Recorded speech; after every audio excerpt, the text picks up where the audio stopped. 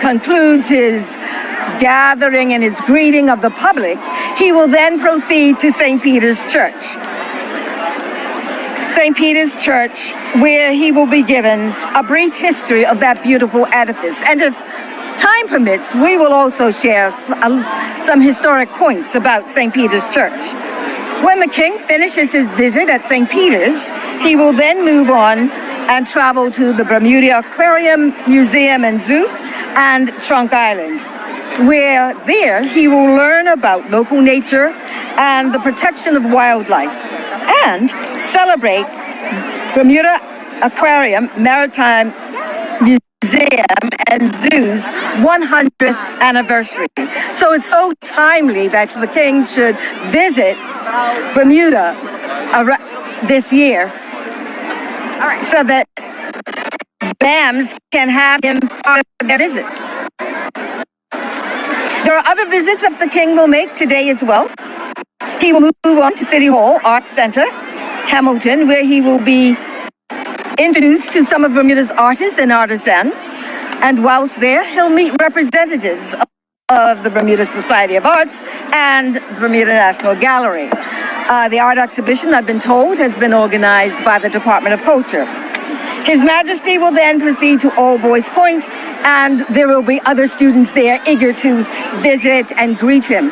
While he's at City Hall, I'm told that there will be students there from Delwood, there'll be students there from Dame Marjorie Bain, students from BHS, Northland students, and senior students from the Barclay Institute and the Cedar Ridge Academy.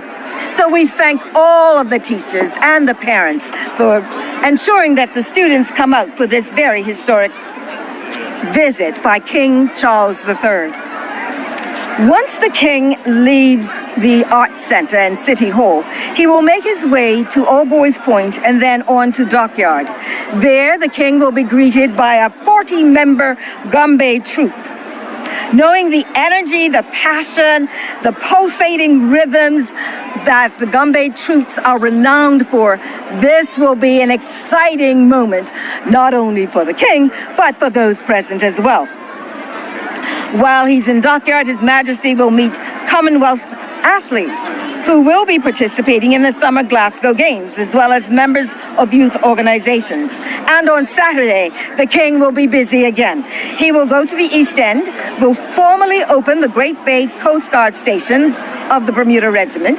His Majesty will make a final stop at Cooper's Island, where he will learn about a new telescope project. As many of us know, the NASA tracking station is located on Cooper's Island.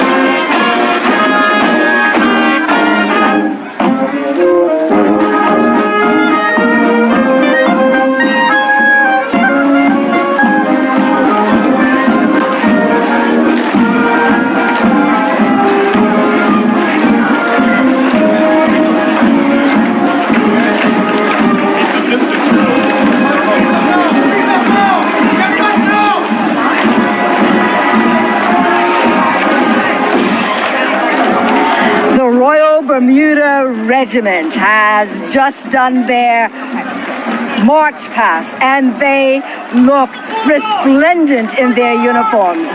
They march with such precision and grace. I always get excited when I see them performing. As I said, the Royal Bermuda Regiment is under the direction of Lieutenant Colonel Duncan. The band officer is Captain Sheldon Fox, and the parade commander is Major Kenji Bean. The crowd are applauding with great enthusiasm, receiving the Royal Bermuda Regiment. They look fantastic. Permit me to give you a little bit of history about our regiment. During 2015, the Royal Bermuda Regiment celebrated its 50th anniversary and received the honor of a royal title and was awarded the freedoms of the town of St. George and the city of Hamilton. It put on a trooping of the colors, and in October 2015,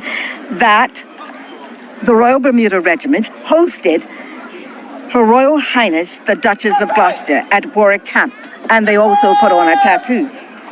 A little bit of the background in terms of how the Royal Bermuda Regiment began. It was in 1965. The Bermuda Militia Artillery amalgamated with the Bermuda Rifle Corps to form the Bermuda Regiment. This took place September 1st, 1965. The late Royal Highness Princess Margaret, Countess of Snowdon, was the regiment's first Colonel-in-Chief and presented the battalion with its first colors on the 24th of November, 1965. Stop.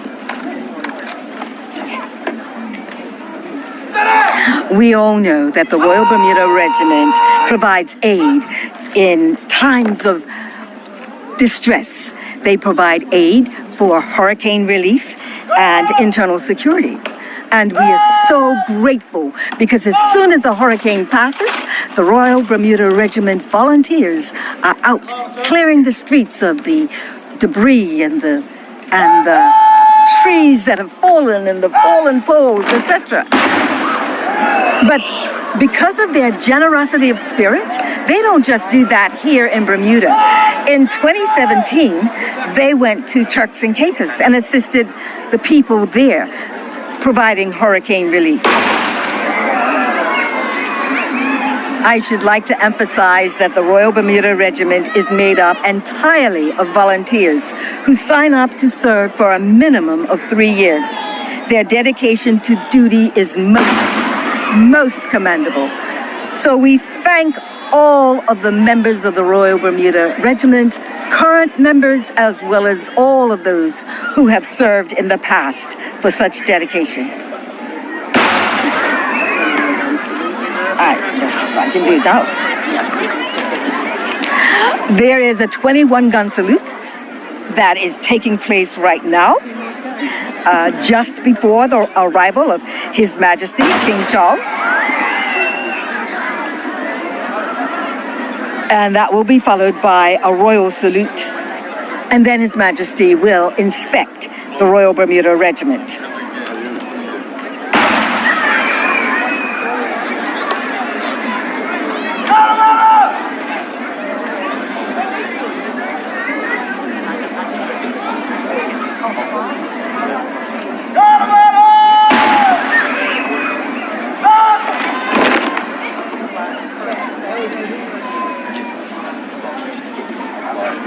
What I did in the regiment. We have to have everyone in the school. We just do the great sweat.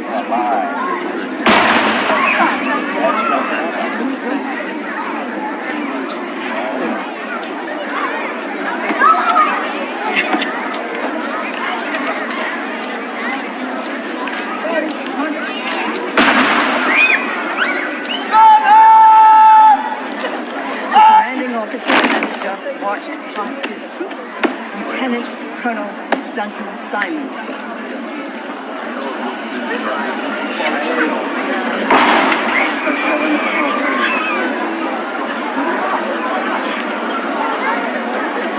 Well, we are waiting for some other dignitaries. The Premier, the Honorable David Burt, has just walked past.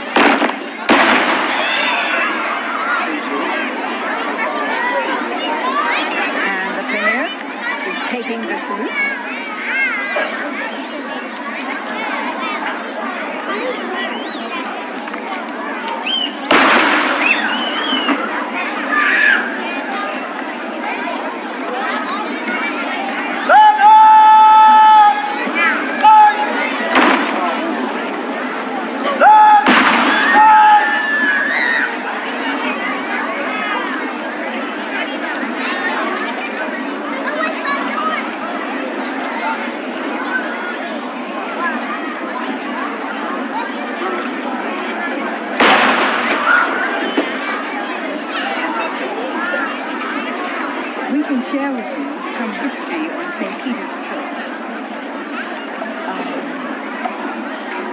The St. Peter's Church was first built after people arrived in Bermuda in 1612. And one of the first things they did was to construct a church. And that church was very important to them. The idea of worship was most important. Near the end of that year, in time for them to give thanks and praise to God. St. Peter's was used for many things. It was where the government met, and as I said, when the first Parliament met. St. Peter's was also used as a place for the court.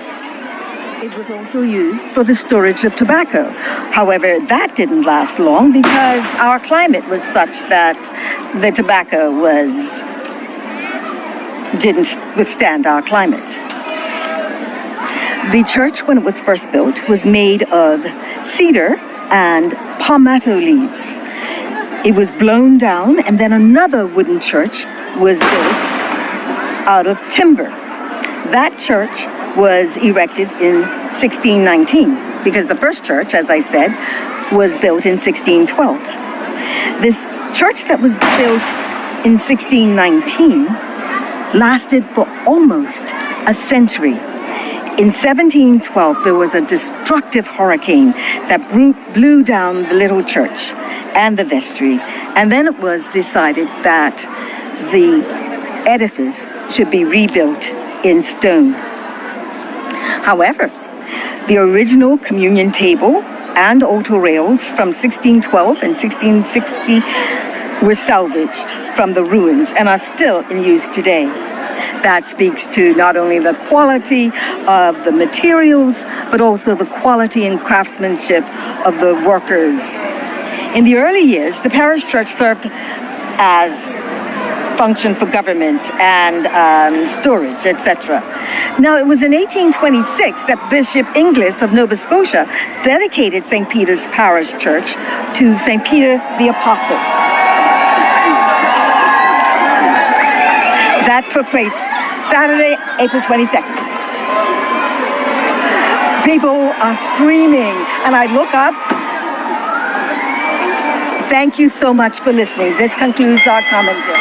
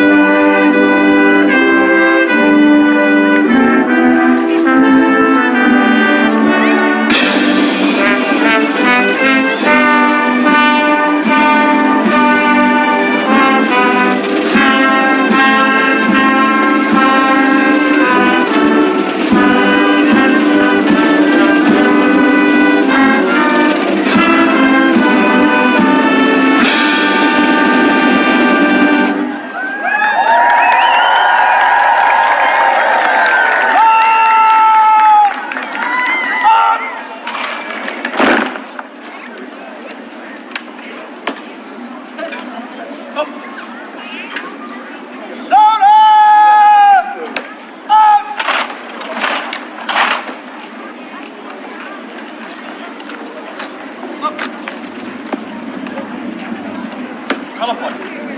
Your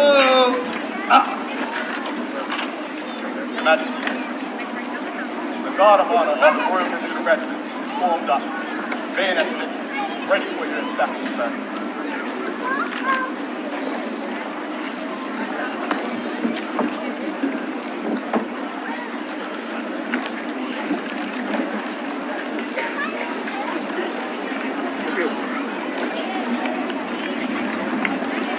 Hello.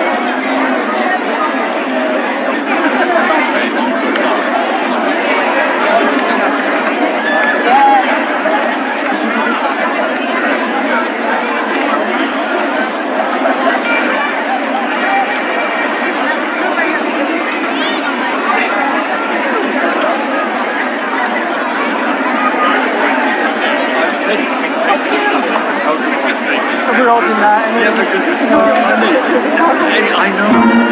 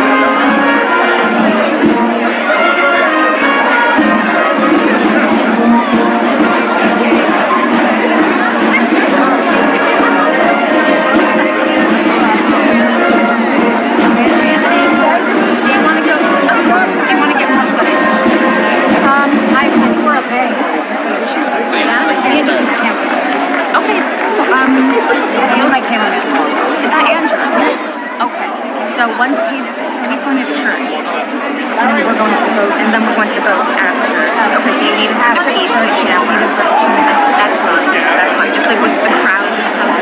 That's fine. Yeah, absolutely. Yes.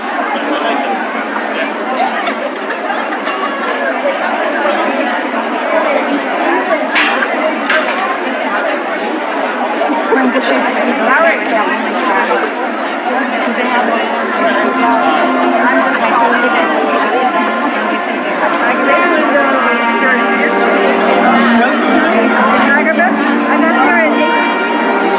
It's just pictures.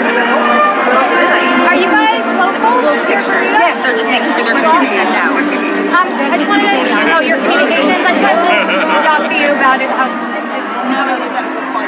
That's my mom. Don't worry. I wanted my lady with the crown. And beforehand, she kept talking. Are you coming to Dockyard? They're coming to the boat. Yeah, you're coming to Dockyard. Oh, yeah. No, sure. It was just more for like this. Here, that gentleman.